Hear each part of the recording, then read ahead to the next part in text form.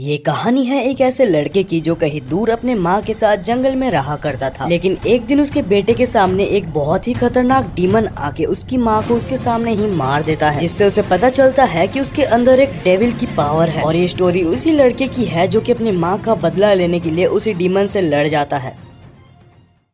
कहानी की शुरुआत में हम एक लड़की को देखते हैं जिसका नाम जुन काइजामा है। उसका एक लड़का भी था जिसके साथ वो एक फॉरेस्ट में अकेले घर बना के रहती थी। जुन काइजामा एक बहुत ही अच्छा मार्शल आर्टिस्ट भी थी जिसको बहुत सारे टेक्निक्स भी आते थे और वो अक्सर अपने बेटे के साथ उस टेक्निक्स को शेयर किया करती थी और उसके साथ प्रैक्टिस करती थी। एक दिन वो देखती है कि जंगल में उसके बेटे का 3 आदमी पीछा कर रहे थे। वो तीनों पकड़ के यहाँ पर उसको बहुत ही ज्यादा मारते हैं और वो मोटा लड़का बोलता है कि इसके बाद यहाँ पर दिख मत जाना वरना मैं तुम्हें बहुत ज्यादा मारूंगा। उसके नाक और मुंह से लिटरली खून निकलने लगा था। फिर वो मोटा लड़का फिर से बोलता है, तो बच्चे तुम अपने मम्मी के पास जाओगे ना दौड़ दौड़ के कि हमने तुम्हें मारा। और यहाँ पर आ जाता है हमारे मेन कैरेक्टर को गुस्सा। जहाँ पर वो अपने स्किल्स को छुपा रहा था वो और उसे नहीं करता और मोटे लड़के का दांत तोड़ देता है। साथ ही 2 और लड़के उसके लिए कोई बहुत बड़ी चुनौती भी नहीं थी। आखिर में आके उसको उसकी मदर ही रोकती है, क्योंकि अगर वो ना रोकती तो वो उसको मार ही डालता। गाइस यहाँ पर हमें इस लड़के का नाम बताया जाता है जो कि जिन काइजामा था। जिन उसकी मॉम को बोलता है कि ये लोग मेरे को पिछले 1 हफ्ते से परेशान कर रहे थे। मॉम मैं उन्हें मारना नहीं चाहता था, प्लीज मुझे माफ कर दीजिए। तब उसकी मॉम बोलती है कि चलो हम घर जाके बात करते हैं इस बारे में। घर आके उसकी मॉम उसको बोलती है कि देखो जिन,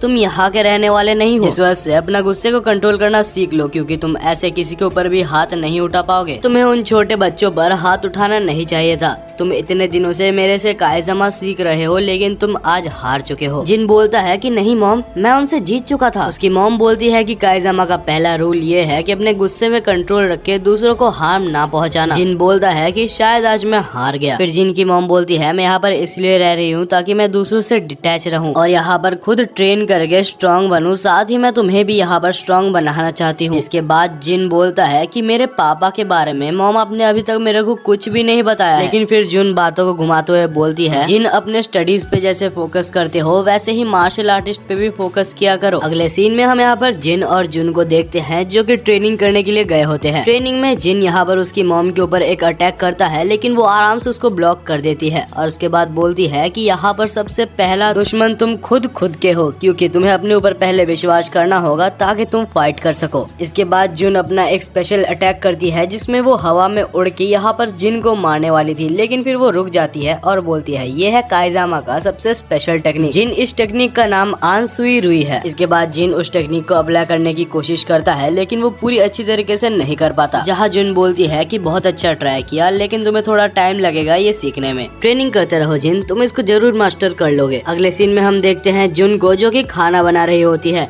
और यहाँ पर जिन पूछता है कि मॉम आज खाने में क्या बना रहे हो। तब वो बोलती है कि ये तो कुछ स्पेशल है। और तभी बाहर से हम देखते हैं कुछ आवाज आने लगती है। जब वो बाहर जाती है तो वहाँ पर वही लड़का आया होता है अपने पापा के साथ जो कि यहाँ पर जिन से पिट के गया था। उसके पापा ने यहाँ पर शराब पी हुई थी जिस वजह से वो शराबी हालत में बोलता है, किसने मारा मेरे बेटे को?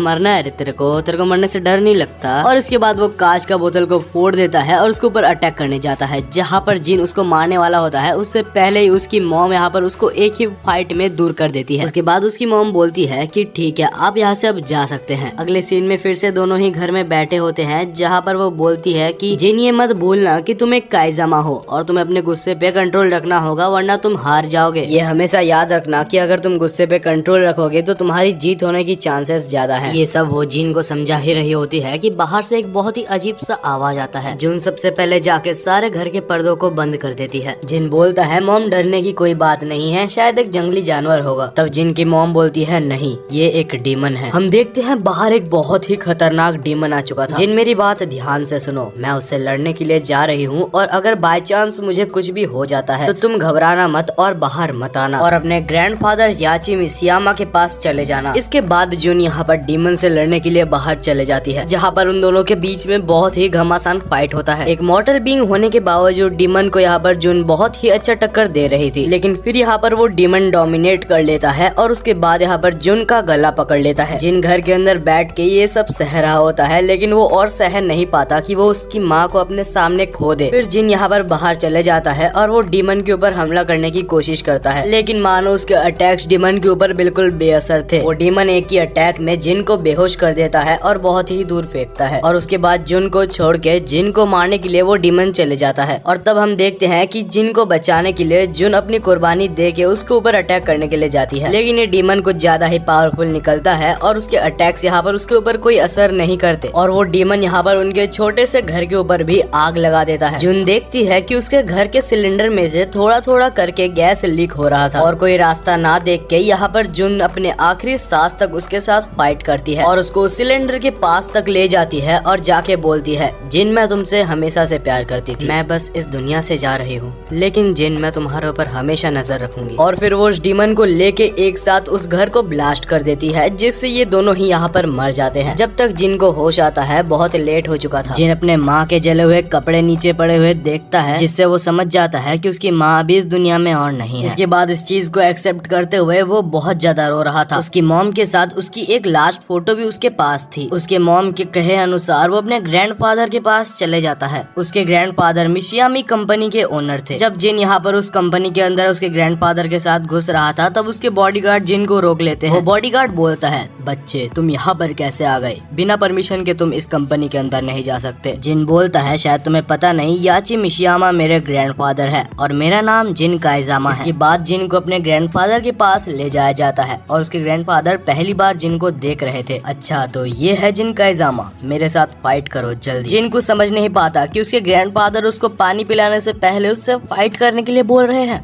जिन बोलता है, ग्रैंडफादर मुझे आपसे फाइट नहीं करनी, मेरे मॉम के कहने पे मैं आपको ढूंढ के यहाँ पर आया हूँ। लेकिन याची तो कुछ भी नहीं सुनता और वो यहाँ पर उसके ऊपर फाइट करना चालू कर देता है, जहाँ वो उसको बहुत गंदी तरीके से मारता है और बोलता है कि तुम तो मेरे सामने बिल्कुल चूहे जैसे हो। याची उसको इतना ज्यादा मारता है कि उसका मुंह पूरा खून खून हो जाता है। फिर याची बोलता है कि अगर तुम्हारा नाम सही में जिन काइजामा है तो तुम इसके बिल्कुल भी हकदार नहीं हो। फिर याची बोलता है कि यहाँ से निकल जाओ, यहाँ पर फिर से मत दिख जाना। जिन बोलता है कि मैं यहाँ पर आपके पास ही आया हूँ क्योंकि मेरे मॉम को डीमन ने मार दिया है और उन्होंने मुझे आपके पास ही जाने को बोला था। तब हाची बोलता है, क्या तुमने सच में डीमन को देखा? जिन बोलता है कि हाँ, मेरी मॉम उसको डीमन ही बुला रही थी, लेकिन उस समय के लिए मैं बहुत ज्यादा कमजोर था कि मैं अपने माँ को भी नहीं बचा पाया। प्लीज आप मुझे ट्रेन कीजिए, मैं स्ट्रॉन्ग होकर उस डीमन को खोज के मारना चाहता हूँ। फिर हाची बोलता है कि तुमने जिस डीमन को देखा है वो एक औरगा है और वो बहुत ही खतरनाक होते हैं। ठीक है जिन, मैं तुम्हें ट्रेनिंग दूंगा ताकि तुम उस डीमन को हरा सको, लेकिन उससे पहले मेरे को ये प्रूव करो कि तुम काइजामा फैमिली के ही मेंबर हो। जिन यहाँ पर थोड़े गुस्से में भी होता है, लेकिन वो यहाँ पर अपने मास्टर के लिए रेस्पेक्ट से बोलता है कि ठीक है मास्टर, मैं इसको प्रूव जरूर करूंगा। अगले दिन मिस मायूरा जो कि जिन की सेक्रेटरी थी, वो जिन के नए कपड़े के लिए माप ले रही होती है। तब जिन अपनी छोटी सी एक इच्छा यहाँ पर उसके सामने रखता है, जो कि बोलता है कि मुझे अपने पैंट के नीचे फ्लेम्स चाहिए। मिस मायूरा बोलती है, मैं तुम्हें फ्लेम्स तो जरूर दे देती, लेकिन उसके लिए मुझे पहले परमिशन चाहिए। जब मिस मायूरा ये चीज हाइची से पूछती है तो हाइची बोलता है कि अगर मैं तुम्हें फ्लेम्स दे भी दूं तो इसका फायदा क्या होगा? अगर तुम्हें सच में फ्लेम्स चाहिए तो आज के ट्रेनिंग की मदद से ये प्रूव करो कि तुम इसके काबिल हो। जिन, तुम यहाँ पर कुछ भी मुफ्त में नहीं ले सकते, सब तुम्हें यहाँ पर कमाना होगा। इसके बाद हम दोनों को ट्रेनिंग सेंटर में देखते हैं, जहाँ पर स्पेशली याची ट्रेनिंग करता था। दूसरी साइड जिन यहाँ पर उस रिंग को टच करके देख रहा होता है, लेकिन तभी याची पीछे से एक घुसा मारता है और उसको रिंग के अंदर घुसा देता है, जहाँ वो बोलता है कि तुम इस रिंग के अंदर जब एक बार आ जाते हो तो सारे सुख को भूल जाओ, क्योंकि यहाँ पर तुम्हें सिर्फ लड़ना है। यहाँ पर कोई भी अच्छी चीज को याद मत करना, सिर्फ अपने वो कठिन समय को याद करो जो तुम्हें यहाँ पर लड़ने की शक्ति देगा। जिन, यहाँ से मैं तुम्हें असली मिसिमा स्टाइल वाली फाइटिंग सिखाने वाला हूँ। ये याद रखना, जब तुम पिट रहे होगे तो अपने वो समय को याद करना जब तुम्हारी मम्मी मर रही थी। तुम्हें अगर उस डीमन को हराना है तो वो गुस्से को अपने अंदर लाओ। फिर जिन अपने मॉम के बारे में सोच के, उस डीमन के बारे में सोच के लड़ने के लिए तैयार हो जाता है। याची बोलता है कि मैं यहाँ पर पैरों और हाथों का यूज करूंगा, लेकिन तुम्हें सिर्फ अपर बॉडी का यूज करना है। मतलब ये फाइट उसे सिर्फ अपने हाथों के बल पर करना होगा। याची तो पहले ही किक में यहाँ पर उसको बहुत दूर फेंक देता है और उसका जोश पूरा ठंडा हो जाता है।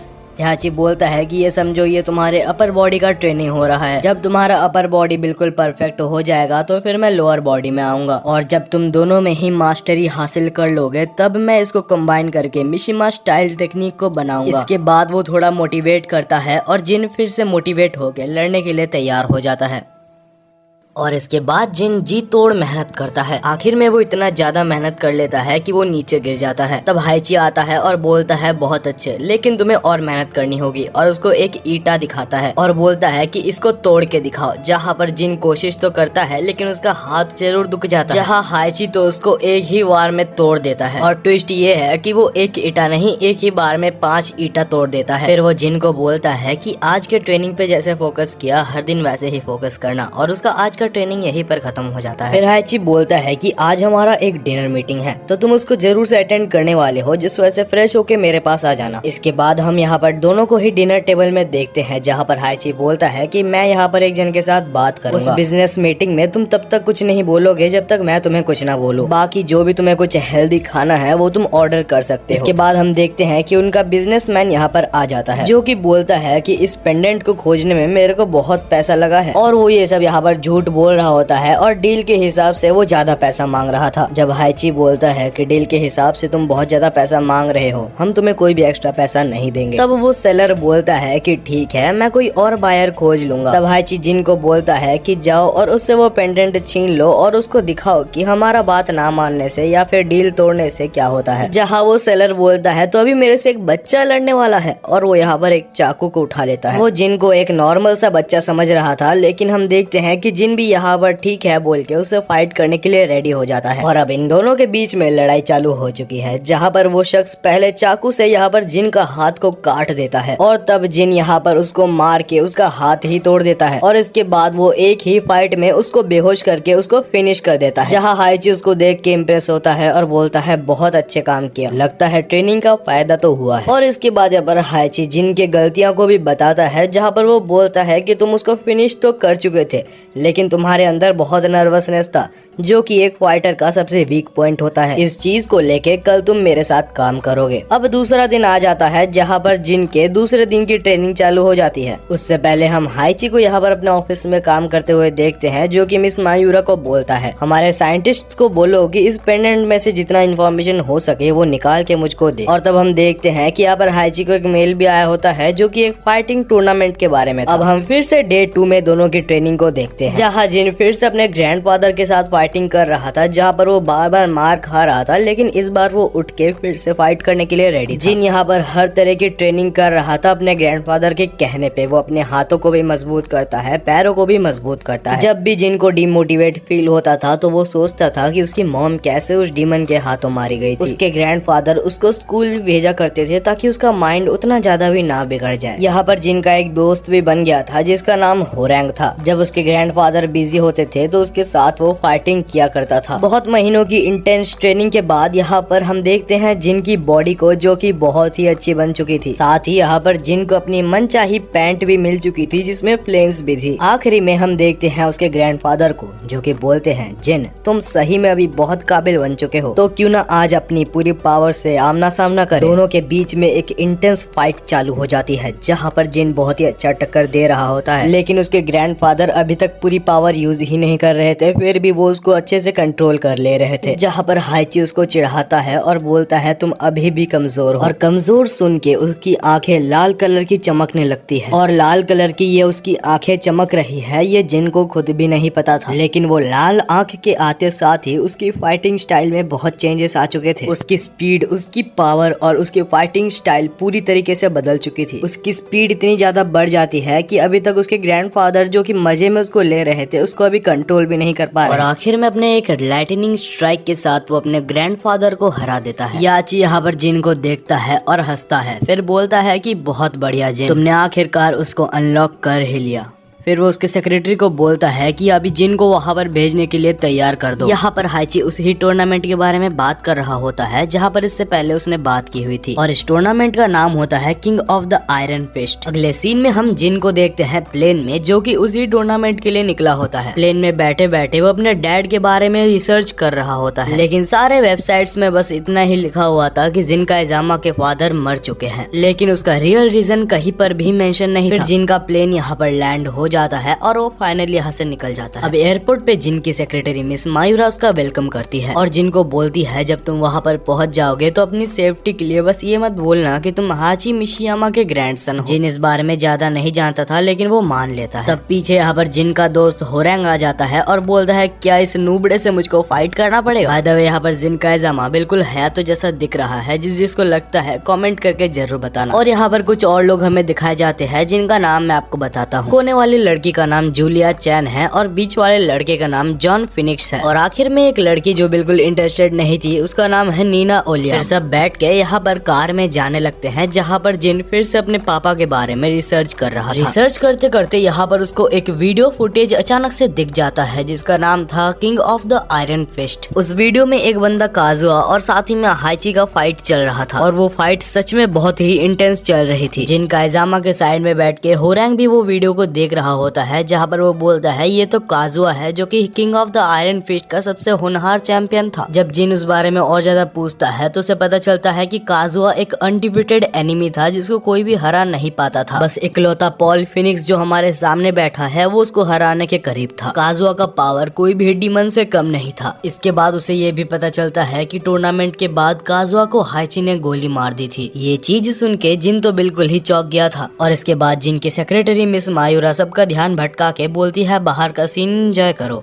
जिन और साथ ही में उसके दोस्त अभी अपने डेस्टिनेशन में पहुंच चुके थे, जहां कार से एक और कॉन्टेस्टेंट उतरता है और इस कॉन्टेस्टेंट का नाम लियोस मेर होता है, और वो कॉन्टेस्टेंट यहाँ पर जिन को ही देख रहा होता है। इसके बाद जिन यहाँ पर अपने सेक्रेटरी मिस मायूरा के पास आता है, क्योंकि उसको ग्रैंडफादर बोलने से मना किया गया था, तो वो बोलता है मिस्टर मिसियामा कहाँ पर है। तब मिस मायूरा बोलती है कि वो पहाड़ के ऊपर मिस्टर मिसियामा खड़े हुए हैं। हम यहाँ पर हाइची को देखते हैं जो कि पहाड़ के ऊपर से पुराने दिनों को याद करते हुए कुछ सोच रहा होता है। तब जिन वहाँ पर आ जाता है और पूछता है तो यही वो जगह है जहाँ पर वो फाइट होने वाली है। तब हाइची बोलता है ये एक टूर्नामेंट है। जिन मेरी बात ध्यान से सुनो, ये वही टूर्नामेंट है जहाँ पर वो डीमन जिसने तुम्हारी माँ को मारा था, पॉसिबिलिटी ये पूरी है कि वो डीमन तुम्हें यहाँ पर भी देखने को मिल जाए। तब जिन इस बात को समझता है और बोलता है ठीक है, मैं इस बात को लेके सीरियस हूँ। इसके बाद जिन अपना असली सवाल पूछता है, वो बोलता है बताओ इससे पहले टूर्नामेंट में मेरे डैड आखिर कहाँ पर मरे थे। हाइची भी यहाँ पर अपना सवाल घुमाते हुए बोलता है कि अपने पास्ट को भूलने की कोशिश करो और अभी प्रेजेंट में ध्यान दो। और यहाँ पर जिन कुछ भी नहीं बोलता और वहाँ से चला जाता है। फिर हम देखते हैं कि टूर्नामेंट यहाँ पर बिल्कुल ही चालू होने वाला था, जहाँ पर सारे कॉन्टेस्टेंट्स यहाँ पर आ चुके थे। Anna William, Forrest Law, Steve Fox, Anna Made, Yoshi Mitsu और साथ ही में यूमा भी, और साथ ही और 3 कॉन्टेस्टेंट्स। और इसके बाद हम मिस मायूरा को देखते हैं जो कि सबका वेलकम करती है, और साथ ही हमें यहाँ पर हाइची को भी दिखाया जाता है। हाइची बोलता है कि तुम सबका यहाँ पर स्वागत है, और ये याद रखना कि यहाँ पर कोई भी एरे गहरे फाइटर्स नहीं आते। पूरे वर्ल्ड के बेस्ट फाइटर्स में से भी कुछ फाइटर्स ही यहाँ पर आ पाते हैं। आज की रात कोई भी फाइट नहीं होने वाली, लेकिन कल से ये टूर्नामेंट चालू होने वाला है, और यहाँ पर सारे अच्छे अच्छे खाने भी उनको दिए जाते हैं, साथ ही में ड्रिंक्स भी रखे होते हैं। दूसरी साइड कुछ इन्फॉर्मेशन पता लगाने के लिए नीना विलियम्स के पीछे जिन चला जाता है। तभी बीच में उसको एक आदमी मिलता है, और वो वही आदमी था जिसका नाम लियोस मेस था। वो आदमी पूछता है तो क्या तुम जिन काइजामा हो। जिन बोलता है हाँ मेरा नाम जिन काइजामा है। वो बोलता है मुझे पता है कि तुम हाइची मिशियामा के स्टूडेंट हो और तुम्हें मारने में मुझे बहुत मजा आएगा। जिन बोलता है अगर ऐसी बात है तो यहीं पर चालू हो जाओ, देखते हैं कौन जीतता है। ये सारी चीज ड्रोन से हाइची भी देख रहा था, इसका अंदाजा जिन को लग जाता है, जिस वजह से वो रुक जाता है। और हाइची यहाँ पर पहला टूर्नामेंट उन दोनों के बीच में ही सेट करने के लिए मिस मायूरा को बोल देता है। इसके बाद जिन यहाँ पर नीना विलियम्स का पीछा करते हुए जा रहा होता है, जहाँ पर नीना विलियम्स को भी इसका अंदाजा लग जाता है। और फिर नीना विलियम्स उसको पूछती है कि आखिर तुम मेरा पीछा क्यों कर रहे हो। जिन बोलता है मेरा नाम जिन काइजामा है, और क्या तुम मुझे काजुआ के बारे में कुछ बता सकती हो। जहाँ पर नीना विलियम्स बोलती है कि मेरा पीछा करना बंद कर दो वरना तुम्हारे लिए अच्छा नहीं होगा, और ये बोल के वो यहाँ से चली जाती है। और तब जिन फिर कहीं दूर यहाँ पर फिनिक्स को भी देखता है जो कि ड्रिंक कर रहा था। जिन उसको भी इंट्रोड्यूस करता है, जहाँ पर फिनिक्स बोलता है कि तुम नीना से बात मत ही करो क्योंकि वो बिल्कुल भी फ्रेंडली नहीं है। जिन बोलता है कि तुम एक बार काजुआ से फाइट कर चुके हो तो तुम्हारा क्या उसके बारे में ओपिनियन है। तब फिनिक्स बोलता है कि वो एक प्योर डेविल था जो कि जीतने के लिए कुछ भी कर सकता है और उसने मिशिमा स्टाइल की एक खास टेक्निक को भी यूज किया था जो कि बिल्कुल बैन था। फिर जिन पूछता है क्या तुमने हाइची और काजुआ का फाइट को अपने आंखों से देखा है। और तब फिनिक्स यहाँ पर याद करता है अपने पास्ट को जहाँ पर वो फाइट चल रही होती है। फिनिक्स वहाँ पर उस फाइट को देख रहा होता है जहाँ पर हाइची और काजुआ लड़ रहे थे और काजुआ यहाँ पर वर्ल्ड का स्ट्रॉन्गेस्ट बनने के लिए हाइची को यहाँ पर एक गड्ढे में फेंक देता है। जहाँ सबको लग रहा था कि हाइची मर गया है, वो वापस आके काजुआ को मार देता है। दूसरे दिन हम देखते हैं कि यहाँ पर हाइची सबके मैच मेकिंग को सिलेक्ट कर रहा होता है, जहाँ जिन आके बोलता है कि मिस्टर मिशिमा मुझे आपसे बात करनी है, जहाँ पर हाइची बोलता है कि नहीं अभी नहीं। तब जिन बोलता है कि जो भी काम कर रहे हैं उसको बंद कीजिए और मेरा क्वेश्चन का आंसर दीजिए। जहाँ बाकी दोनों उस रूम से बाहर चले जाते हैं और दोनों अकेले में बात करते हैं।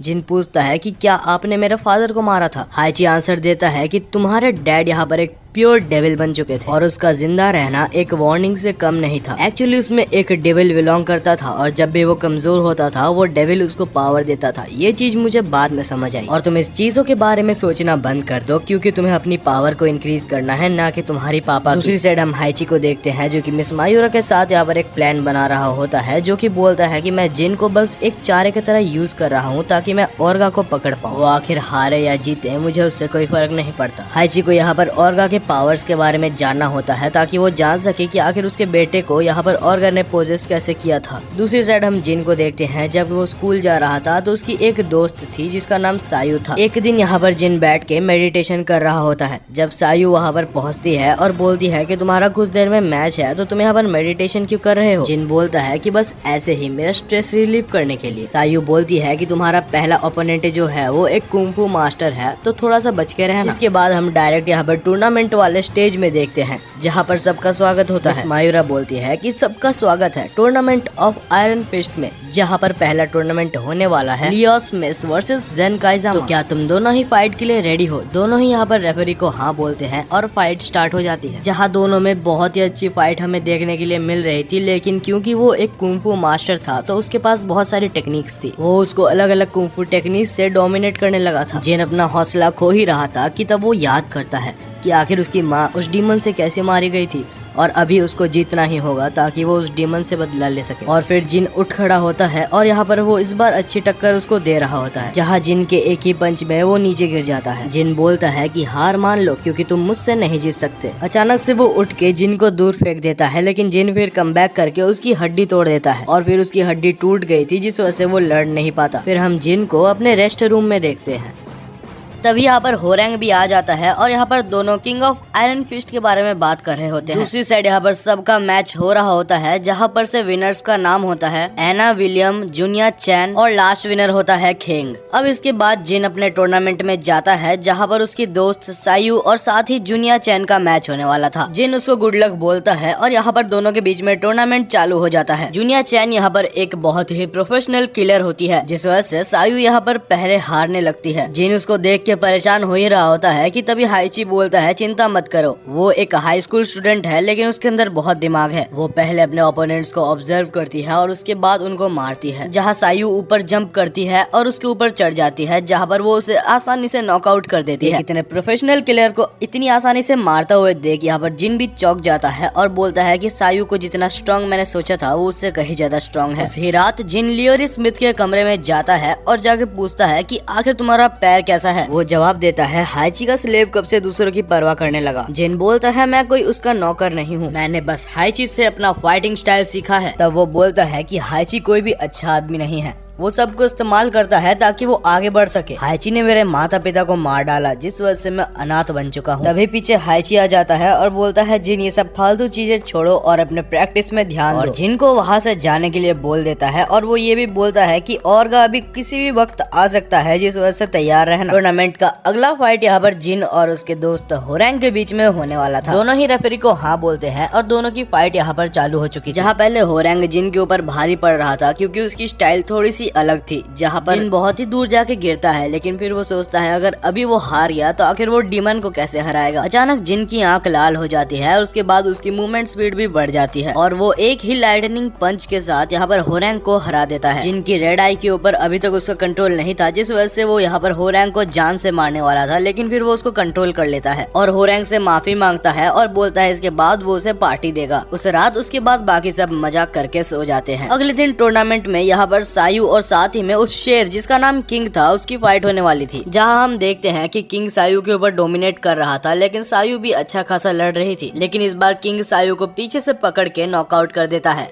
और हम देखते हैं कि सायू की हालत बहुत खराब हो चुकी थी, जिस वजह से वो एक हॉस्पिटल में एडमिट हो गई थी। जिन उसका हालचाल पूछने हॉस्पिटल में आता है, जहाँ पर वो बोलती है कि मेरे को कोई लेक्चर मत देना क्योंकि मैं पहले से ही बहुत टेंशन में हूँ। जिन बोलता है नहीं, मैं सिर्फ तुमसे बात करने के लिए आया था। जिन बोलता है कि सायू चिंता मत करो, मैं तुम्हारा बदला किंग से जरूर लूंगा। जहाँ पर किंग ये सारी बातें बाहर से सुन रहा होता है। अगले सीन में हम देखते हैं कि किंग और फिनिक्स का फाइट चालू होने वाला था। याची बोलता है कि मैं तुम्हें एक बात बता दूं जिन, उस मास्क के पीछे जो किंग है वो हमारा किंग नहीं है जिसको हम जानते थे। इन्फॉर्मेशन मिली है कि वो किंग अभी भी अननोन है। हमें तो ये तक नहीं पता कि उस मास्क के पीछे से कौन खेल रहा है, और ये भी पता चला है कि ओरिजिनल किंग को ऑर्गा ने मार दिया था। ये बात सुन के जिन पूरी तरीके से चौंक चुका था। याची बोलता है फिलहाल सब चीजों को छोड़ो, अब इन दोनों के फाइट के ऊपर फोकस करो। ये दोनों का फाइट यहीं पर चालू हो जाता है, जहाँ पर दोनों एक दूसरे को बहुत ही अच्छा टक्कर दे रहे थे। फिनिक्स अपना डेडली मूव को यूज करता है जो कि बहुत ही खतरनाक था, लेकिन वो देखता है कि किंग के ऊपर उसका कोई खास असर नहीं होता।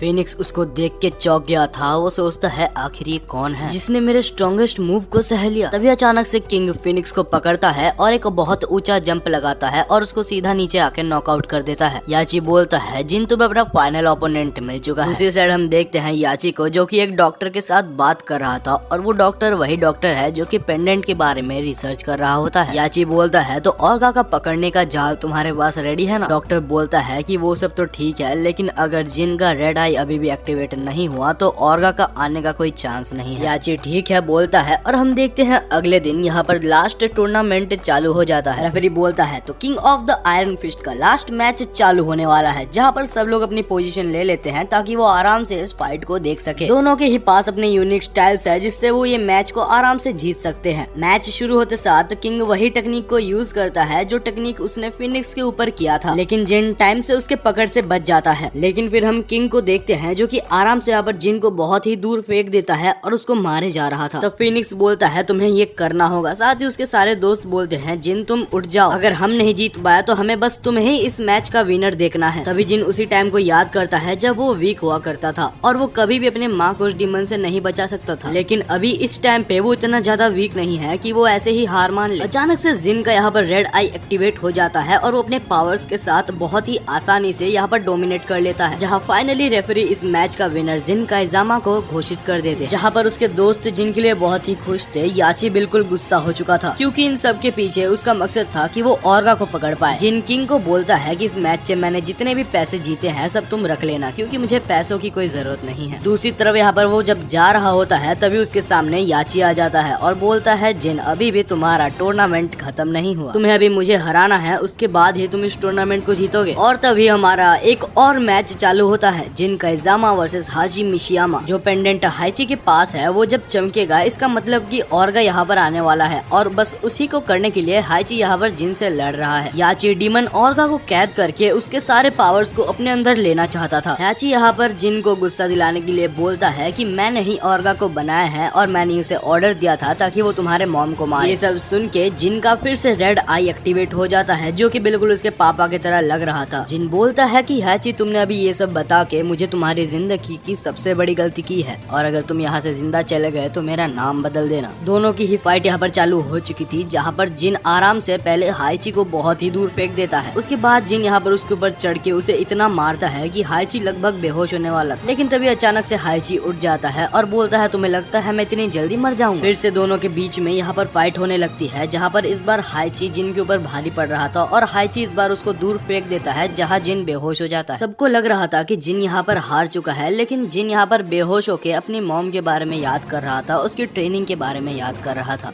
जिन अचानक से उठता है और उसको अपनी मॉम की बात याद आती है। जिन हमेशा अपने गुस्से पे कंट्रोल रखना ताकि तुम हर फाइट जीत पाओ। जिन हाइची को बुलाता है और अपने मॉम के टेक्निक से काइजामा स्टाइल से वो उसको मारता है। तभी अचानक वो पेंडेंट जलने लगता है। तभी अचानक क्लाउड्स ग्रीन कलर के हो जाते हैं और नीचे आता है ऑर्गा। उसे देख के हाइची के तो मानो सपने पूरे हो गए थे। ऑर्गा आके जिन से कुछ अपने लैंग्वेज में बात करता है जो कि वो बोलता है, उस दिन तुम्हारी मॉम की जगह तुम्हें होना चाहिए था। लगता है तुम्हारी मॉम की जान बेवजह चली गई, लेकिन उसकी वजह से मेरे को कोई फर्क नहीं पड़ता। अब तुम भी मरने वाले। इस बार जिन को इतना ज्यादा गुस्सा आ रहा था कि उसकी रेड पावर्स बिल्कुल ओवर पावर्ड हो गई थी और मानो कि उसके अंदर भी एक डेविल आ गया था और वो जाता है सीधा ऑर्गा के ऊपर अटैक करने के लिए। लेकिन ऑर्गा एक डीमन है जो कि आराम से यहाँ पर जिन को संभाल सकता है। ऑर्गा एक ही पंच में जिन को बहुत दूर फेंक देता है, जहाँ होरैंग और कुछ दोस्त यहाँ पर जिन की हेल्प करने के लिए बढ़ते हैं। लेकिन बीच में हाइची आ जाता है और बोलता है कि तुम लोग यहाँ पर इंटरफेयर नहीं करोगे, जिन अपनी लड़ाई खुद लड़ेगा। दूसरी तरफ जिन फिर से उठ जाता है और ऑर्गा को बोलता है कि मैं इस बार वो बच्चा नहीं हूँ जिसको तुमने हराया था। ऑर्गा तुम मेरे को इतनी जल्दी इस बार नहीं हरा सकते। और फिर जिन जाता है ऑर्गा के ऊपर हमला करने, जहाँ पर वो उसको बहुत सारे अच्छे मूव्स दे रहा था। लेकिन फिर ऑर्गा को गुस्सा आ जाता है और वो यहाँ पर जिन को पकड़ के फिर से बहुत ही गंदी तरीके से मारने लगता है। फीनिक्स देखता है कि अगर ऑर्गा उसको ऐसे ही मारता रहा तो जिन मर भी सकता है, जिस वजह से वो दौड़ता है उसकी हेल्प करने के लिए। लेकिन फिर से हाइची सामने आ जाता है। जिन ने इस मोमेंट का बहुत टाइम से वेट किया है तो उसको ये फाइट अपने तरीके से लड़ने दो। इस बार जिन हाइची के बोले हुए बातों के बारे में सोच रहा था। जब तक तुम अपने हेजिटेशन को दूर नहीं कर लेते तब तक तुम अपने ओपोनेंट को अच्छी तरीके से नहीं हरा सकते। और इस बार जिन की पावर इतनी ज्यादा बढ़ गई थी कि वो ऑर्गा के साथ फाइट करते हुए ऑर्गा को फाइनली हरा देता है। ऑर्गा को हराते हुए देख उसके दोस्त तो बहुत खुश थे, लेकिन तब हम देखते हैं जिन को जो कि बोलता है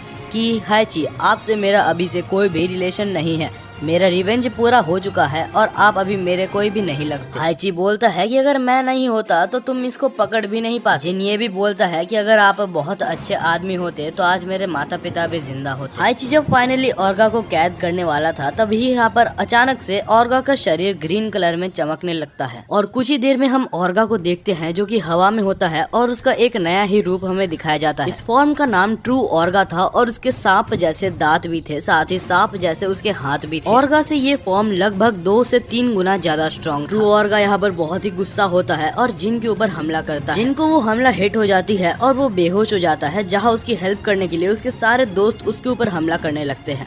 जहाँ फिनिक्स अपना स्पेशल मूव यूज करता है जिससे ट्रू ऑर्गा बहुत घायल हो जाता है। साथ ही सायू भी यहाँ पर उसके ऊपर हमला करती है जिससे वो थोड़ा और घायल हो जाता है। लेकिन उसके बाद ट्रू ऑर्गा यहाँ पर फिनिक्स और होरैंग को दूर फेंक देता है और हम देखते हैं वो यहाँ पर सायू की तरफ देखता है। वो सायू को अपने स्नेक वाले हाथों से पकड़ के फिर से ऊपर उठा देता है, जहाँ पर जिन बेहोश पड़ा हुआ देख रहा था। जिन सोच रहा था कि ये तो बिल्कुल सायू को वैसे ही मार रहा है जैसे उसने मेरी माँ को मारा था। क्या मैं इतना कमजोर हूँ कि मैं अभी तक अपने अपनों को नहीं बचा सकता? तो वो सोचता है कि हाइची ने ये बोला था जब भी तुम कमजोर पड़ोगे अपने वीकनेस के बारे में सोचना, अपने गुस्से के बारे में सोचना। उस बारे में सोच के इस बार जिन बहुत गुस्सा हो गया था और उसके अंदर फिर से डेविल पावर्स आ गई थी। जिन ट्रू ऑर्गा को बोलता है कि अगर हिम्मत तुझ में है तो उसको छोड़ और मेरा सामना कर। ऑर्गा तूने मेरी सारी फैमिली ले ली और अब तू मेरे दोस्त को भी लेना चाहता है। इसके बाद जिन ट्रू ऑर्गा के ऊपर हमला करता है और बहुत घंटों तक उनकी फाइट चलती है, जहाँ फाइनली जिन एक बहुत ही खतरनाक पंच ऑर्गा के ऊपर करता है और उसका काम तमाम कर देता है। जहाँ जिन की पावर देख के और उसकी कामयाबी देख के सब खुश थे, तभी याची सामने आ जाता है और बोलता है मुझे लगा ही था कि तुम्हारे अंदर भी डेविल की पावर है, जिस वजह से तुम्हारे फादर मरे थे अब तुम भी वैसे ही मरने वाले। तभी हाइची अपने अंदर से गन निकालता है और जिन काइजामा को शूट कर देता है। जिन को गोली लग चुकी थी लेकिन अभी तक वो मरा नहीं था और हम देखते हैं जिन को जो कि अपने मॉम के पास चला गया होता है, जहाँ उसकी मॉम बोलती है कि अपने पावर्स को अच्छे काम के लिए ही यूज करना। तभी अचानक जिन को होश आता है, लेकिन इस बार जिन पूरे तरीके से डेविल बन चुका था। वो हाइची को इतना ज्यादा मारता है कि उसके पूरे मुंह से खून निकलने लगता है। जब जिन के दोस्त उसे रुकने के लिए बोलते हैं तो जिन रुक जाता है और अचानक से ही वो कहीं उड़ के चला जाता है। और गाइस यहीं पर सीजन 1 खत्म होती है। आप जरूर बताना कि आपको इसका नेक्स्ट पार्ट चाहिए या नहीं। और मेरे को पर्सनली एनीमे बहुत ही अच्छा लगा। और मैं आप सभी को ये बता देता हूँ कि जिन काइजामा का फादर अभी तक मरा नहीं है।